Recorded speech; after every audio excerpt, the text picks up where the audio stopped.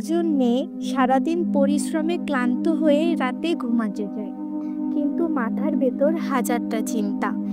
পড়াশোনা শেষ হচ্ছে না, পরিবারে টানাপোড়েন, বয়স বাড়ছে, অথচ বিয়ে হচ্ছে না। জীবনের প্রতিটা দরজা তার কাছে যেন অন্ধকার। সে ভাবে, আল্লাহ কেন আমার সঙ্গে এমন করছেন?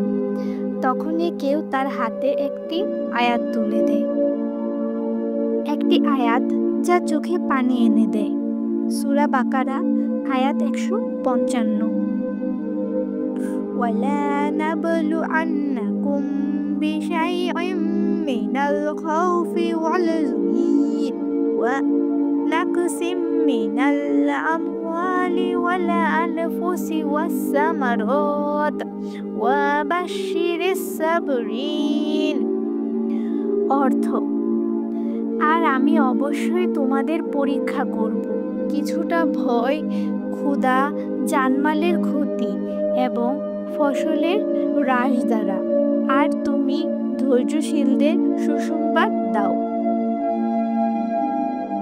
এই আয়াত যেন আমাদের জীবনের প্রতিচ্ছবি। জীবনে প্রতিটি ধাপে আমরা পরীক্ষার সম্মুখীন হই, ভয় পাই, ক্ষুধার্ত থাকি, কখনো টাকা থাকে না, কখনো প্রিয়জন হারিয়ে ফেলি, আবার কখনো নিজের কষ্টটা কাউকে বলার মতো মানুষও পাই না। আল্লাহ যেন বলে দিচ্ছেন, হ্যাঁ আমি জানি তোমার কষ্ট হচ্ছে, কিন্তু তুমি ধৈর্য ধরো। এই কষ্টের মাঝেই আমি তোমার জন্য জান্নাত প্রস্তুত করছি। ইমাম তাবারি রহমতুল্লাহ আলাইহি বলেন, এই আয়াতটি শুধু ভয় দেখানোর জন্য নয়, বরং শক্তি দেওয়ার জন্য, যেন আমরা জানি এ দুনিয়া চিরস্থায়ী নয়, আমাদের কষ্টগুলো চিরস্থায়ী নয়। তুমি কি এমন অবস্থার মধ্য দিয়ে যাচ্ছ যেখানে মনে হচ্ছে সবকিছু শেষ? জেনে রাখো, এই আয়াতটা তখনই নাজিল হয়েছে তোমার হৃদয়ের জন্য। আল্লাহ চাচ্ছে তুমি ফিরে আসো তার দিকে।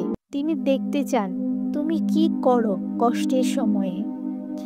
তুমি যদি মুখে হাসি রেখে বলতে পারো আলহামদুলিল্লাহ, তাহলে এই আয়াতের শেষ অংশ তোমার জন্য।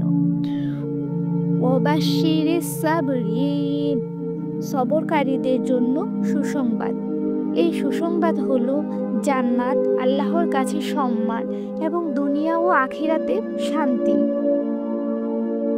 তাই প্রিয় ভাই ও বোনেরা, যখন জীবনে ঝড় হয়, সবকিছু হারিয়ে যায় বলে মনে হয়, এই আয়াতটা পড়ে ফেলো আবার। তুমি দেখতে পাবে তোমার কাঁধে হাত রেখেছেন কেউ, আর তিনি হলেন তোমার প্রিয় রব। ভিডিওটি যদি আপনার হৃদয় ছুঁয়ে যায়, শেয়ার করে দিন সে বন্ধু বা আত্মীয়কে যে আজ একটু কষ্টে আছে। আমাদের চ্যানেলে প্রতিদিন কোরআনের আলোয় নিজেকে গড়ার গল্পগুলো পেতে সাবস্ক্রাইব করতে ভুলবেন না। আল্লাহ আমাদের সকলকে ধৈর্য ধরার তৌফিক দান করুন।